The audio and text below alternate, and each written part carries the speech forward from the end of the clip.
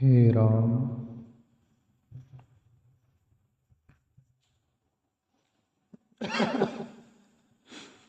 हाँ प्यारे मित्रों, एक संत की छोटी सी जीवन में प्रेरणाएं लेने जैसी बातें, जिससे हमारे जीवन के लिए प्रेरणाएं मिले, समझने के लिए और जीने के लिए, और जीवन का तथाता का इशारा है उसमें।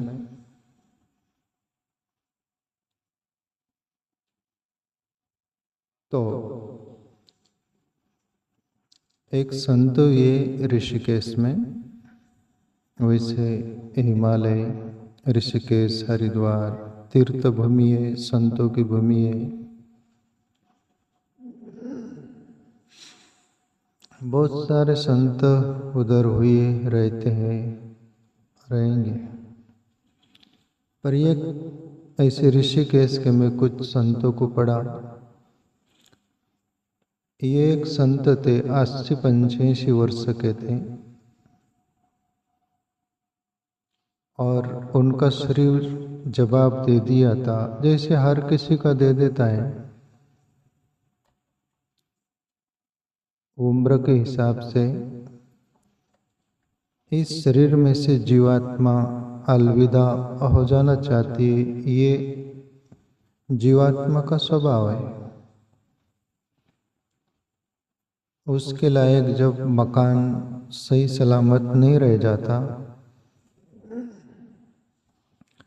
तब वो प्राकृतिक रीति से, नियम से वो अलविदा हो जाती है। एक्सीडेंट वगैरह जो ये होता है, ये आपघाती मौत बोलते, असमय मौत बोलते हैं। ये भी हो सकता है उनका प्रारब्ध का कुछ होगा, पर एक प्राकृतिक मृत्यु जिसको बोलते हैं। उन संत के शिष्य भी थे, और अंतिम समय उन संत को पता चल गया कि मेरा शरीर अब नहीं रहेगा, और आज मेरा आखिरी दिन है। अपने शिष्य को सबको बुलाकर बोले, आज मैं शाम तक मेरा शरीर छूट जाएगा, आज मैं तुम्हारे बीच से विदा हो जाऊंगा। तो सब शिष्य एक से स्वाभाविक है, कोई गुरु सदगुरु के सानिध्य में इतना जीवन हमारा रहता है, बीतता है, उनका शरीर हमारे बीच से अलविदा हो रहा होता है, तो हमको कष्ट तो होता है, पीड़ा तो होती है। जिंदगी भर हम उनके सानिध्य में रहे, ज्ञान सुने, ध्यान सुने, परमात्मा के बारे में चर्चाएं सुने, इतनी सारी बातें सुने, हम उनको जिए, और फिर वो शरीर से भी विदा हो रहा होता है, तो हमें कष्ट होता है। कितना भी ज्ञान रहने दो, होश रहने दो, फिर भी शिष्य रोने लग गए। तब वो संत जो थे, गुरु जी, वो बोले कि रोहो मत, ये प्रकृति का नियम है, ये सभी को एक दिन शरीर छोड़ना पड़ता है, त्यागना पड़ता है। या प्रभु श्री राम भी शरीर छोड़ते हैं, प्रभु श्री कृष्ण भी शरीर छोड़ते हैं, सिद्ध बुद्ध महापुरुष भी शरीर छोड़ते हैं, सभी छोड़ते हैं। तो आप रो मत, रोने का समय नहीं है। आप मुझे प्रेम से विदा करो और मुझे जाने दो। तब उन सब शिष्यों में से एक शिष्य प्रार्थना पूर्ण रोते हुए बोलते हैं अपने गुरु जी से, गुरुदेव, जिंदगी भर हमें जीवन जीने के लिए संदेश सुनाते रहे, देते रहे, शिक्षा दीक्षा, पर आज आप जा रहे हो, हमारे बीच से विदा हो रहे हो, तो कोई हमारे लिए प्रेरणा है जैसा कोई संदेश? गुरु जी बोले, जी, संत प्यारे मित्रों जाते जाते भी या जीवन में भी कुछ क्रिया करके भी हमें संदेश देते हैं। तो वो संत बोले कि संदेश ये है कि मैं मुंह खोलता हूं, मेरे मुंह में देखो आपको क्या दिखाई देता है, दांत या जीवा जीभ। बुजुर्ग हो गए थे, सहज स्वाभाविक कोई कोई लोगों के दांत रहते हैं, किसी के नहीं रहते, प्राय 95% नहीं रहते, 5% अपवादवश। तो एक शिष्य बोला कि गुरुदेव अंदर जीभ ही दिख रही है, दांत नहीं दिख रहे। तब वो संत बोले कि दांत क्यों नहीं दिख रहे, दांत तो कड़क थे, कठोर थे। और दूसरा बात बोले, मैं प्रश्न करता हूं तुमसे, पहले जीभ आई थी कि दांत? आप सही स्वाभाविक है, अपन सबका अनुभव है, पहले तो शिशु होते हैं, जीभ ही आती है ना जन्म के साथ, फिर धीरे धीरे दांत आते हैं, बाद में आते हैं। तब वो संत बोले कि पहले जीभ आई तो पहले जीभ को जाना चाहिए, नेम के हिसाब से। दांत कठोर थे, कड़क थे, सक्षम थे, वो क्यों चले गए? शिष्य उनको तो नहीं समझ रहा, पर बोले दांत जैसे चले गए, जीवा रह गई, क्यों रह गई? तो बोले मेरा आखिरी संदेश यही है, जैसे जीवा दांतों के बीच रही, सब संघर्ष सहते रही और वो टिकी रही, पहले भी आई और उनके बाद में भी, वो बाद में आए और पहले चले गए। ऐसे ही बोले जिंदगी में जो निष्ठुर कठोर ऐसे लोग होंगे अहंकार से भरे हुए, वो इस दुनिया से जल्दी विदा हो जाते हैं और वो कुछ नहीं लेके जाते। ये मेरा संदेश है, बोले तुम भी वो दांत की तरह कठोर न रहते हुए ये जीवा की तरह रहना, नम्रता से, शालीनता से अहंकार को साइड कर देना और ईश्वर की भक्ति करना, भजन करना, ध्यान साधना करना, अपने आत्म तत्व को जान लेना। ये जिंदगी मिली है, जीवन मिला है, तो इस आत्म तत्व को अनुभव करने के लिए, जानने के लिए, तो तुम वो सत्य को अनुभव कर लेना, वही सत्य है, बाकी यहाँ सब मिथ्या है, झूठा है, या कोई शाश्वत नहीं। शाश्वत हमारा अंतरात्मा है, उसको तुम जान लेना, ऐसे नम्रता से रहना। ये आखिरी संदेश वो संत दिया अपने शिष्य को। प्यारे मित्रों, तो ये जो संदेश है अपन सब के लिए लागू होता है। प्यारे मित्रों, मनुष्य अहंकार करता है, ढिठाई में जीता है, जिंदगी मिली है, फ्री मिली है, कुछ मेहनत नहीं करना पड़ा जैसा लगता है उसको, तो उसको धूलधास करता है, जीता है। कहीं नशे का आदी हो जाता है, कहीं व्यसनाधीन, अनेक प्रकार के व्यसन उनके अधीन हो जाता है, कहीं ऐसे संग करता है जहाँ पर जीवन बिगड़ जाए, जो ईश्वर भक्ति नहीं कर सकता है, भला कर्म नहीं कर सकता, अच्छे रास्ते नहीं चल सकता, इसी संग कर लेता है। और फिर संगात संजायते काम, जैसी संग होगी वैसा रंग लगेगा और जिंदगी को बर्बाद कर देता है। प्यारे मित्रों, हाथ आता क्या तुम्हारे अपने अन्न? जीवन में अपन ने जो भी कुछ किया था, जिंदगी भर दौड़ धूप करते हैं, किसके लिए करते हैं अपन? 2 पैसे के लिए। 2 पैसे क्यों? सुविधा से जीने के लिए, जिंदगी अच्छी जीने के लिए। पर ये भौतिक शरीर के लिए अपन ने सब कुछ किया, पर आंतरिक विकास अपने अंतरात्मा का, उसकी तरफ अपन ने दुर्लक्ष्य किया। उसके प्रति अपन नज़रअंदाज करके जिंदगी जिए, क्या जाता है संसार में? कुछ भी तो नहीं जाता। खाली आए थे, खाली चले जाते हैं, कुछ भी नहीं आता, ना आने वाला। प्यारे मित्रों, मनुष्य जैसे जीता है अपने कुटुंब परिवार के लिए, अपने स्वार्थ के लिए, और बहुत इकट्ठा करता है, पर आखिर जब मरता है ना, तब आश्चर्य आता नहीं क्या? अदर लोगों को वो तो मर जाता है, जैसे शरीर गिर जाता है, पर दूसरे लोगों को ये नहीं लगता क्या? अरे यार, देखते देखते जीवन चला गया। तो तुम्हारा अपना भी एक दिन चला ही जाने वाला है। तो फिर सूझबूझ लाकर अच्छी संग करो, कोई सच्चे संतों की संग करो।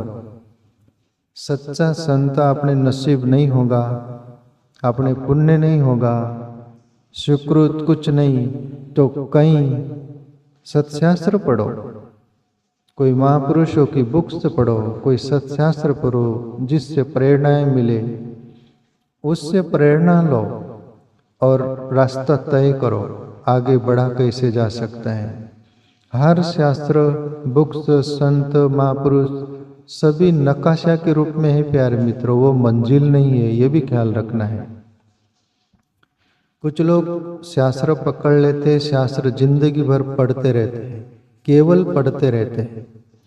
वो शास्त्रों की बात याद करते रहते, पठन करते रहते, पाठ करते रहते हैं, नमस्कार करते रहते हैं बस, पर जीवन में अनुकरण नहीं करते। फिर जीवन निखरता नहीं, जीवन में परिवर्तन नहीं होता। तो प्यारे मित्रों, शास्त्र हो, संत हो, कोई भी हो, वो बातें सुनकर जीवन में आचरण लाने का प्रयास करिएगा। अपन जीवन में रियल जीने का प्रयास करिएगा। जैसे संत महापुरुष बोलते हैं कि तुम नामस्मरण, नाम जपो, हरिनाम संकीर्तन करो, भक्ति करो, भजन भाव में रहो, तुम ध्यान करो। अपन सुन लेते भाई बोल रहे हैं, पर वो इशारा क्या कर रहे हैं? आप भजन करो। कुछ लोग भजन करने का बोले संत, तो वो कोई संत महात्मा का भजन ले लेते, पेटी, हारमोनियम, तबला, चाटी, जो भी कुछ साज बाज ले लेते हैं, दे दनादन। इतना जोर जोर से चिल्लाते, न खुद शांत न दूसरों को शांत। हो गया हमारा भजन। और फिर भजन करने वाले ही तंबाकू खाते हैं, बीड़ी पीते हैं, सिगारेट पीते हैं, दारू पीते हैं। क्या फर्क गिरा? संत वो भजन करने का नहीं बोलते। संतों की जो वाणी है, संत वाणी, वो भजन के रूप में, वो तो मार्गदर्शन की जिंदगी में कि तुम इस रास्ते चलो, तुम ऐसा जीवन बदलो। पर असली भजन जो बोलते संत करने का, वो हरि को भजो, परमात्मा को भजो। गुरु ने जो भी नाम स्मरण दिया, न गुरु मिले होंगे, तुमको जो नाम रुचा वो नाम जपो, खूब जपो। संत ने भजन करने का बोले इतना नाम जपो जो कि नाम तुमको जपते जपते तुम्हारा भी भान नहीं रहे, वो नाम का भी भान नहीं रहे, वहां तक नाम जपो। नाम वहां तक जपना है, हमारा भी भान भुला जाए और नाम का भी ख्याल न रह जाए, और तुम सुनने में समा जाओ वो भजन। संत बोलते हैं कि ध्यान करो, और अपन सोचते हैं कि संतों का काम है बोलने का, अपना सुन लेने का, अपना जो काम है वो करने का। संत बोलते रहते, फिर अपने जीवन में फर्क नहीं गिरता। फिर लोग बोलते हैं कि तुम तो संतों के पास जाते, तुम तो सत्संग सुनते हैं, तुम तो भक्ति करते, भाव भजन में रहते, और तुम्हारे जीवन में तो कोई फर्क नहीं, कोई चेंजेस नहीं। दोष किसका है? फिर तुम्हारा गुरु खड़ा पलटन होगा, गुरु का दोष निकालेंगे। पर तुम्हारा, तुम अभी डॉक्टर कोई तुमको बीमारी है, औषधि दिए, मेडिसिन, और तुम्हें बोले ये मेडिसिन औषधि का सही समय लेना, उसका वो करना, और तुम जाकर उकलने पर फेंक दो, उसको खाओ ही नहीं, उसका इलाज ही नहीं करो, उसको जीवन में वो करो ही नहीं, समय पर उसको लो ही नहीं, और तुम्हारी बीमारी ठीक नहीं होए, तो फिर क्या बोलेंगे तुम भी? तुम तो नहीं बोलेंगे, तुम तो लुच्चे है, तुमको मालूम रहेगा अपन ने मेडिसिन गोली औषध फेंक दिए।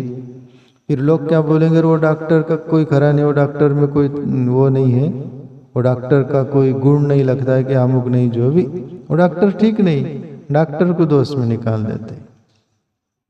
ऐसे ही अपन गुरुओं को दोष निकालते, फिर अपन जीवन में आचरण नहीं करते, जीवन में लाते नहीं, गुरु ने जो बोला, संतों ने बोला वो किया नहीं।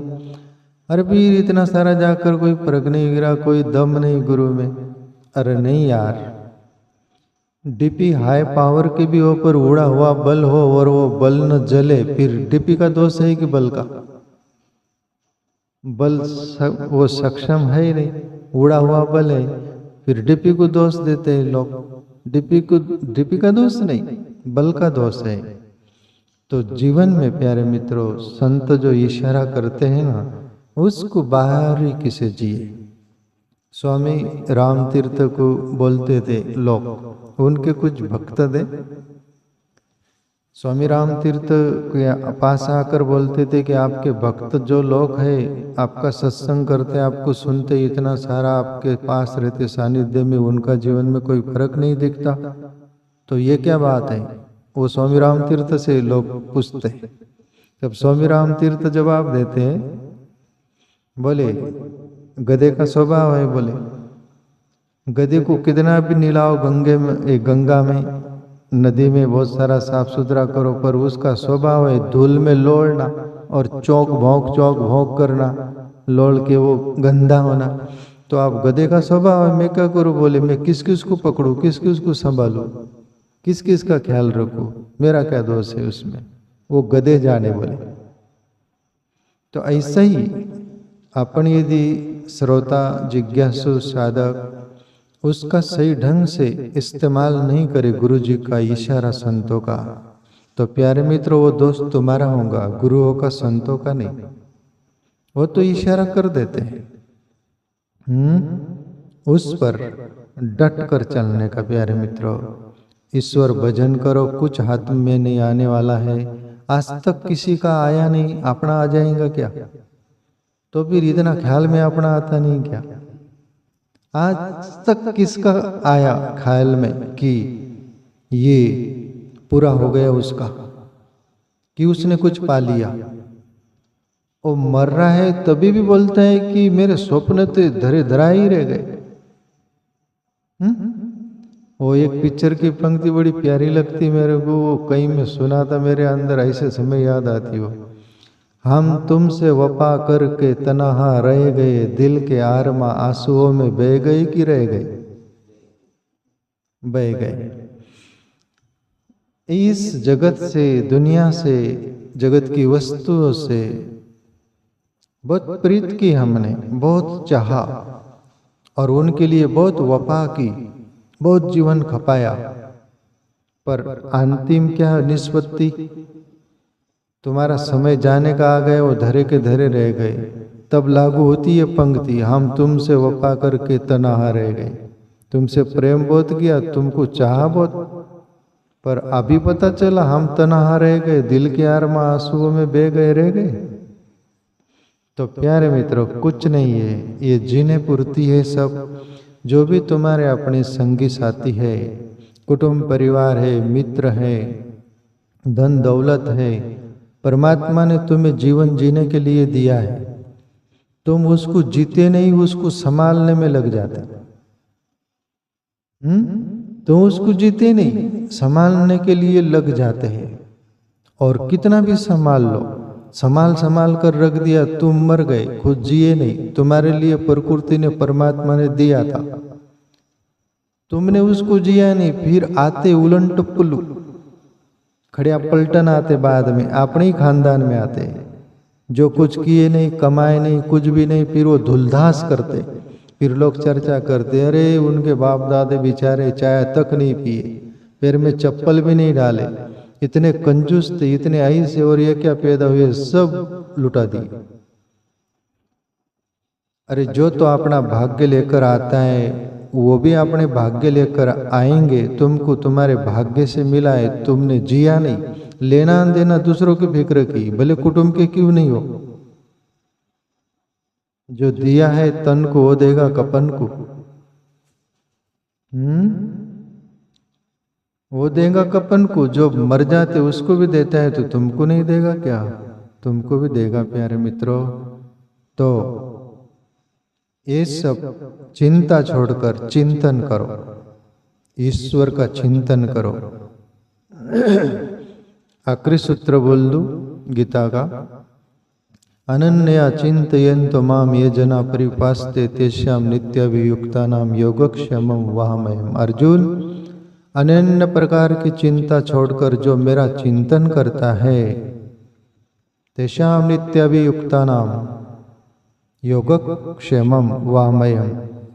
अर्जुन, मैं चैलेंज करता हूँ, वादा करता हूँ, मैं उसका योग यानी उसको क्या चाहिए सबके अंदर मैं ही बैठा हूँ, उनको प्रेरणाएं करता हूँ, उसका पूरा करता हूँ। इतना ही नहीं, क्षेमम यानी उसकी सुरक्षा रक्षा भी मैं ही करता हूँ। तो प्यारे मित्रों, भजन करो। ईश्वर आपका सभी कुछ ख्याल रखता है, रखेगा, रखने वाला है।